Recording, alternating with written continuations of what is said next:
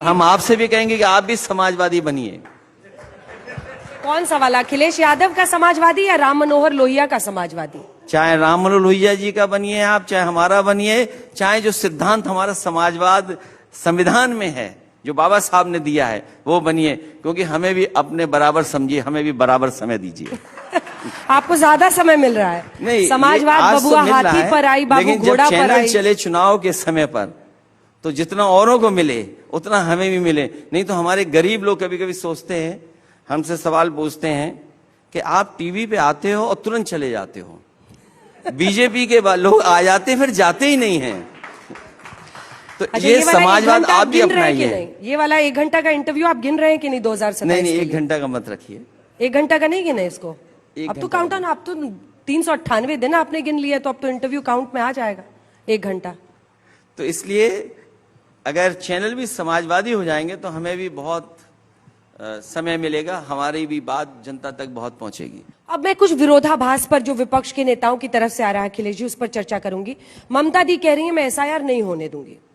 आप यूपी में एसआईआर का फॉर्म भर रहे हैं और आप अपने बीएलएस को रोज कहते हैं कि भाई तुम ये सुनिश्चित करो, हम तुम्हारी कर्मठता का सम्मान करते हैं, सुनिश्चित करो कि हर वोट अकाउंटेड फॉर रहे। तो आप लोगों का स्टैंड है क्या? एक राज्य में वो अड़ी है कि नहीं होने देंगे, एक राज्य में आप चाहते हैं कि अच्छे से हो, और चुनाव आयोग भी कह रहा है कि शुद्धिकरण करना है तो सब लोग को फॉर्म भरना ही होगा। खड़े कहां हैं आप लोग? इलेक्शन कमीशन को पहले भी बहुत सारी शिकायतें की गई। मुझे याद है जब मैं 2022 का चुनाव हारा, उस समय मैंने ये कहा कि भारतीय जनता पार्टी ने इलेक्शन कमीशन से मिलकर के जो समाजवादी पार्टी के वोटर्स हैं उनका वोट कटवाया, क्योंकि 2022 से पहले 19 में उन्होंने वोट डाला था, 22 में वोट नहीं डाल पाए, और उसका परिणाम यह हुआ कि समाजवादी सरकार उत्तर प्रदेश में नहीं बनी। और जब सरकार नहीं बनी तो ये जब मैंने आरोप लगाया तो इलेक्शन कमीशन ने मुझे नोटिस दिया कि आप किस आधार पर यह बात कह रहे हैं। तो मैंने अपनी पार्टी के कार्यकर्ता नेताओं को जिम्मेदारी दे करके और ये ढूंढे कि जो वोट 19 में पड़े थे और 22 में नहीं डाल पाए जो लोग, उनके विद एफिडेविट हम लोगों ने इलेक्शन कमीशन को जमा किया। उसमें हजारों ऐसे लोग थे। 18,000 आपने भेजा था? हाँ, हजारों थे, 18,000 तो पूरी लिस्ट दी। एफिडेविट के लोग कम दिए मैंने, हाँ। लेकिन एफिडेविट के साथ दिया मैंने, उस पर किसी पे भी कार्रवाई नहीं की।